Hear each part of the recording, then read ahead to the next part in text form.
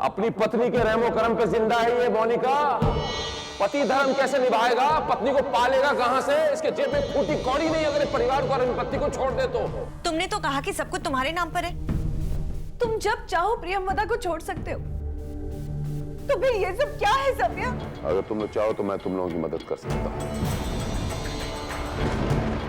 अपनी पत्नी के साथ प्रेशर टैक्टिक्स इस्तेमाल करो।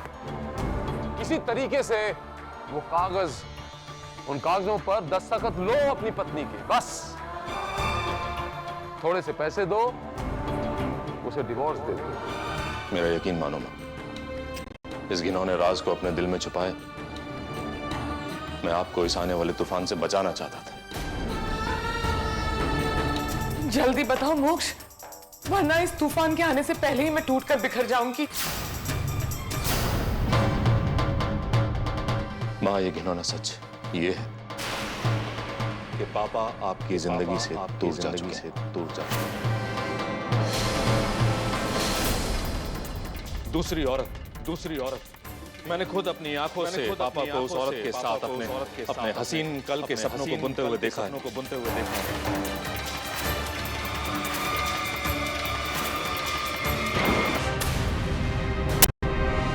वो अपनी बाकी जिंदगी आपके साथ नहीं बल्कि उस औरत के साथ बिताना चाहता है।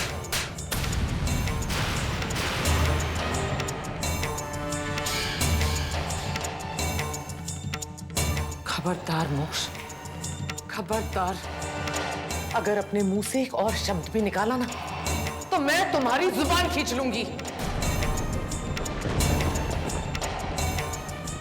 तुम शायद अपने पापा को नहीं जानते, लेकिन मैं अपने सभ्य को बहुत अच्छे से जानती हूं। मेरा सभ्य कभी मेरे साथ ऐसा नहीं कर सकते। क्या मतलब है तुम्हारा? मैं सोच रही थी कि इतनी मेहनत तुम करोगे और आधा हिस्सा भैया जी हड़प कर लेंगे, ये तो ज्यादती हुई ना। जिंदगी भर प्रियंवदा को बर्दाश्त तुमने किया है, तो उसकी सारी प्रॉपर्टी पर हक सिर्फ तुम्हारा होना चाहिए। मैं मानती हूँ वो तुम्हारे भाई हैं और तुम्हारी बहुत मदद कर रहे हैं, लेकिन इसका मतलब ये थोड़ी है कि तुम उन्हें अपनी प्रॉपर्टी का हिस्सा दे दो।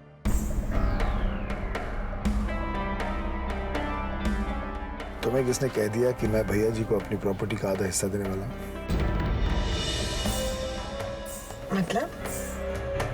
मतलब ये कि मैं अपने प्रॉपर्टी का हिस्सा किसी को नहीं देने वाला हूं। मैं भैया जी को इस्तेमाल कर रहा हूं प्रियंवदा के खिलाफ। वो दवा, वो प्रेशर टैक्टिक्स बना के रखेंगे और उस दवा में पढ़कर प्रियंवदा उन कागजात पर दस्तखत कर देगी और सारी की सारी प्रॉपर्टी जो है वो मेरे नाम हो जाएगी। उसके बाद प्रियंवदा के साथ साथ मेरे भैया जी भी सड़क पे होंगे और हम दोनों जिंदगी की एक नई शुरुआत करेंगे, जहां सिर्फ तुम और मैं होंगे और कोई नहीं। अपने स्वार्थ में तुम इतना गिर चुके हो मोक्ष कि भाई साहब के कहने पर अपने माँ बाप के रिश्ते को दांव पे लगा दिया।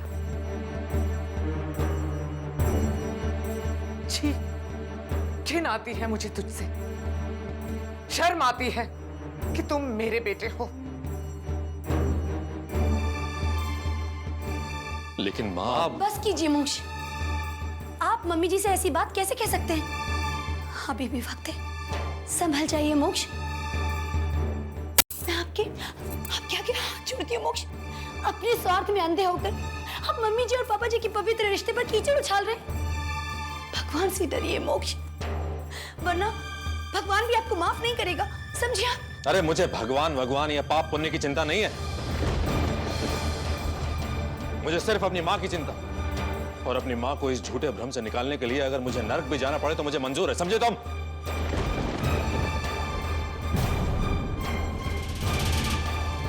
माँ, आप अगर मुझे एक और थप्पड़ मारना चाहती हो मार दो, मैं खड़ा हूं यहाँ पे, मार दो।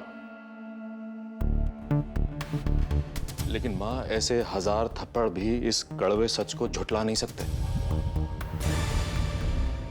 मैंने सच बताना अपना फर्ज समझा, आपको बता दिया।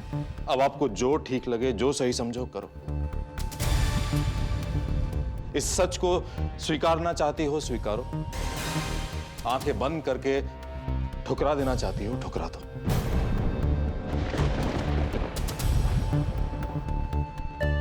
लेकिन मां, वही करना जिससे आपके दिल को खुशी मिले, क्योंकि मैं तो हर हाल में बस आपको खुश देखना चाहता हूं।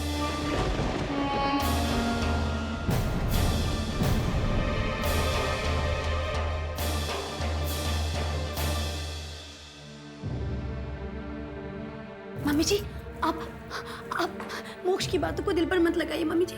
पापा जी आपके साथ कभी ऐसा नहीं करेंगे। हाँ मम्मी जी, मैं सच कह रही हूँ। शायद पापा जी हैं। वैष्णवी, तो मम्मी जी का ध्यान रखना, मैं देखती हूँ। हाँ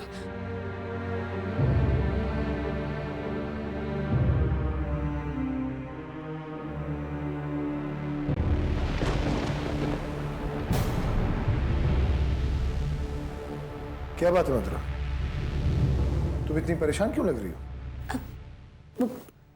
पापा जी, मम्मी जी थोड़ा नाराज हैं। नाराज है? क्यों? वो मोक्ष ने उनसे कुछ कहा है। मोक्ष ने क्या कहा है?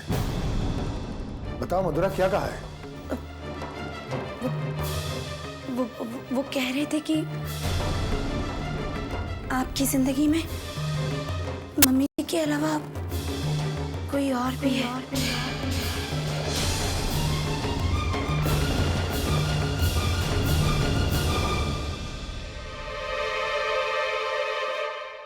छी छी छी छी छी, उसे तो अपनी औलाद कहने में मुझे शर्म आती है। कितना गिर सकता है मेरा अपना खून। संपत्ति के लालच में आकर वो माँ बाप के बीच में फूट डाल रहा है। तुम बताओ बेटा, मैं ऐसा काम कर सकता हूं? नहीं पापा जी, हम सब लोगों को आप पर पूरा यकीन है, लेकिन पता नहीं मोक्ष ऐसा क्यों कह रहे हैं। उसका दिमाग खराब हो गया है, मैं उसकी खबर लेता हूं। कहाँ है वो? नहीं पापा जी, रहने दीजिए। मेरा कहा मानिए तो आप सिर्फ अभी मम्मी जी को संभालिए। मोक्ष की बातों से वो बहुत परेशान है। सही कहा तुमने बेटा, मैं जाकर प्रियंवदा से मिलता हूं। मत रोइए छोटी माँ। वैष्णवी प्लीज, मैं कुछ देर के लिए अकेली रहना चाहती हूँ।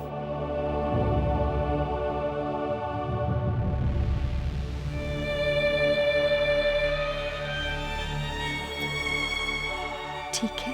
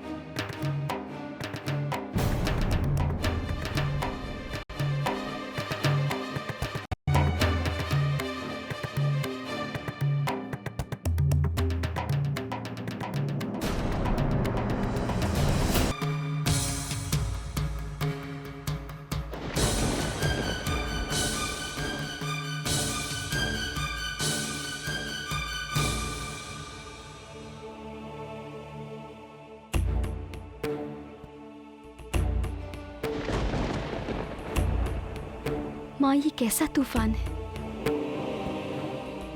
जिसने देखते ही देखते मेरे स्वर्ग जैसे घर को एक भयानक भंवर में बदल दिया।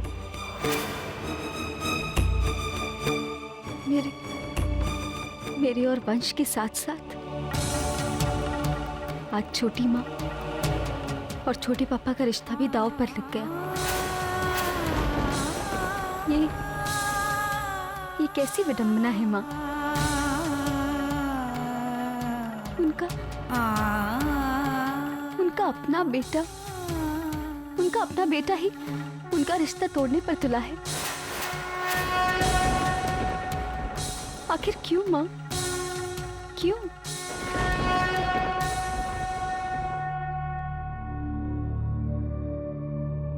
क्या बात है प्रियंका, तुम्हारी आंखों में आंसू? माँ, ये घिनौना सच ये है कि पापा आपकी जिंदगी से दूर जा चुके हैं। दूसरी औरत।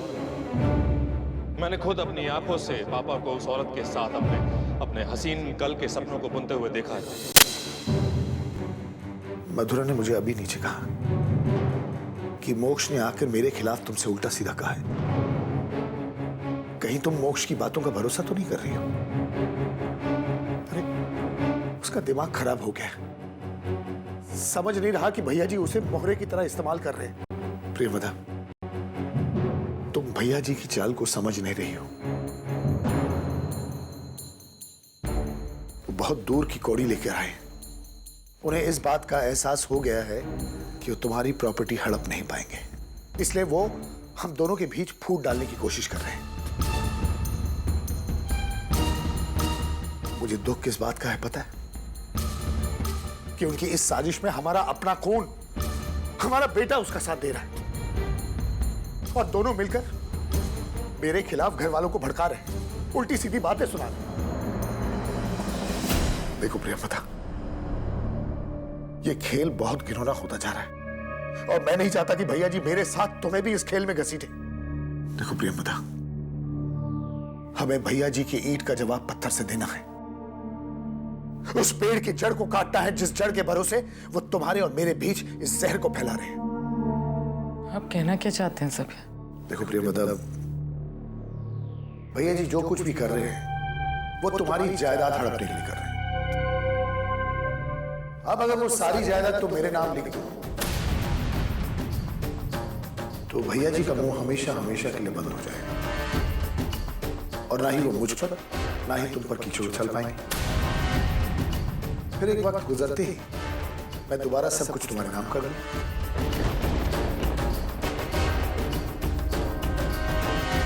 मैं सही कह रहा हूं ना प्रियंका?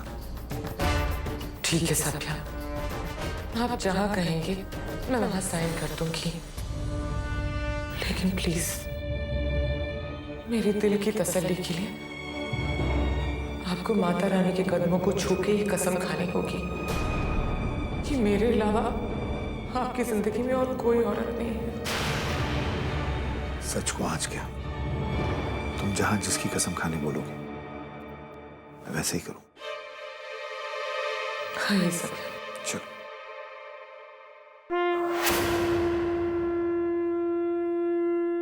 मुझे रास्ता दिखाओ माँ, मेरे घर को विपदाओं से बचाओ।